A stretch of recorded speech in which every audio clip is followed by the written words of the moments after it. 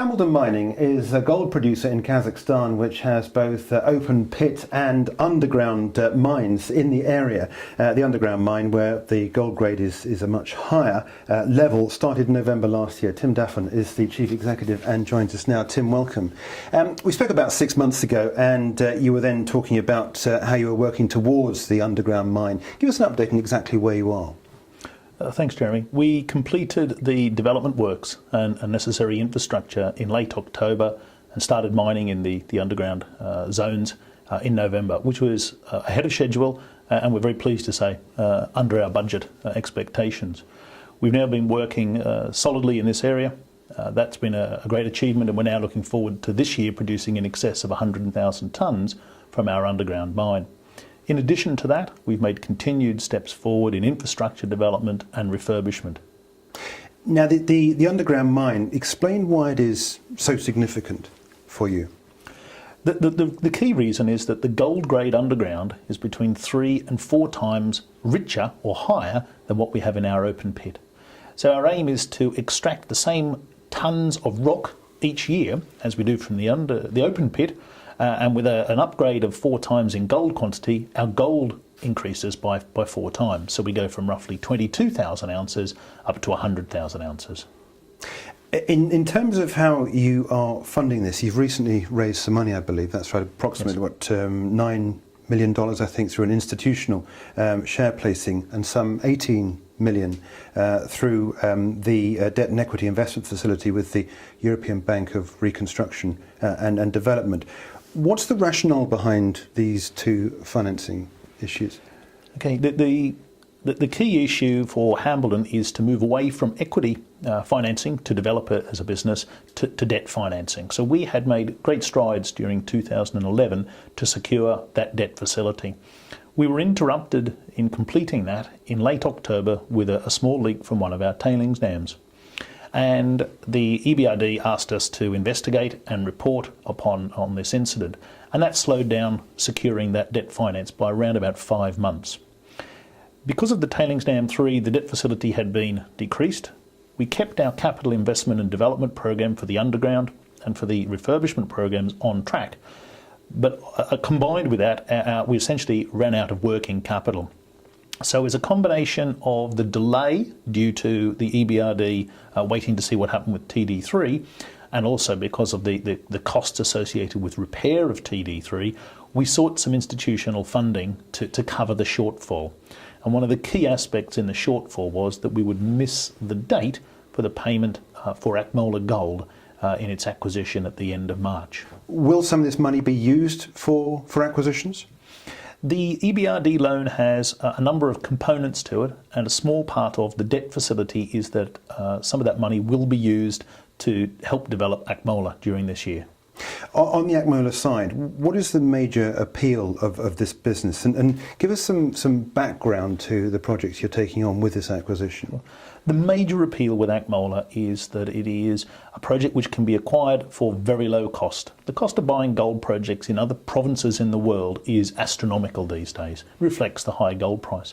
In Kazakhstan, it is actually still very cheap to buy gold projects.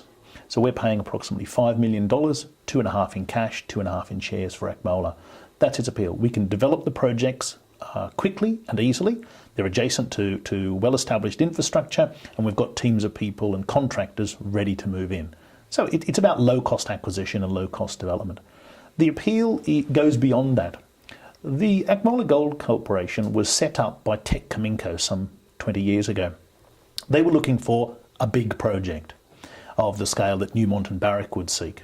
And we have a lot of confidence and a strong belief that the Step-Up project is essentially the legacy of that exploration and development work. We are, as I said, very optimistic that this could be a significant mineral project.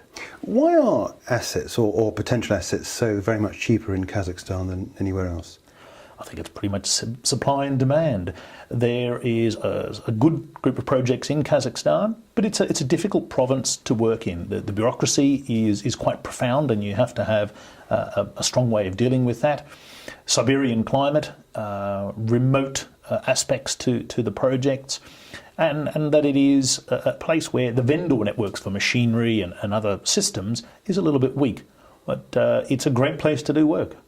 Going back to your flagship project at Sekisovskoye, what are the cash costs there and the operations, and what is the cash generation likely to be from the current business? The listeners will probably realise that last year we had a high cash cost as we dealt with some of the waste legacy issues that are sort of part of the turnaround of Hambledon. This year we're forecasting cash costs, including royalty and all regional office costs, of around $925 gold. Cash generation this year is predicted to be around $12 million US, and that combined with the institutional funding and EBRD will help towards our capital investment program, which is north of $25 million this year. What about the resources, the group resources? Are you working on any upgrades this year? Is that something that investors should watch out for? Yes, actually, it's a key piece of work. We've got some geologists working on it at the moment, and we've got a second team coming to site in just about 10 days to look at the resources for both Akmola and also for Sekisovskoye. We completed around 11,000 drill metres last year on Sekisovskoye. This year we've got another 13,000 metres to go. So we're doing a lot of geological work, and we're looking to expand and upgrade the mineral resources at that project. We're looking forward to, in the annual report, including an expanded mineral resource statement for all of our businesses. One final question. What about the case for investing in Hambledon Mining now? Hambledon Mining is midway through what I call some unfinished business, or a transition turnaround situation. The flagship project had some historic problems. We've been working through the majority of those. Got a little bit more to do, which we'll finish off this year. The underground mine will by the end of the year, be flourishing and producing at a consistent rate on an upward sort of program. That, I think, unfortunately clouds the good work we're doing to move the business forward. People tend to look a little bit backwards rather than looking forward. That's a natural understanding. Bolting on Akmola and a couple of other projects which we've got in the pipeline, we feel really shows that after the turnaround and refurbishment of this business, that Hambledon will be a tremendous mining company in Kazakhstan. Okay, all right, Tim, it's a pleasure. Thanks for joining us. Tim Daffern there is the Chief Executive Officer of Hambledon Mining.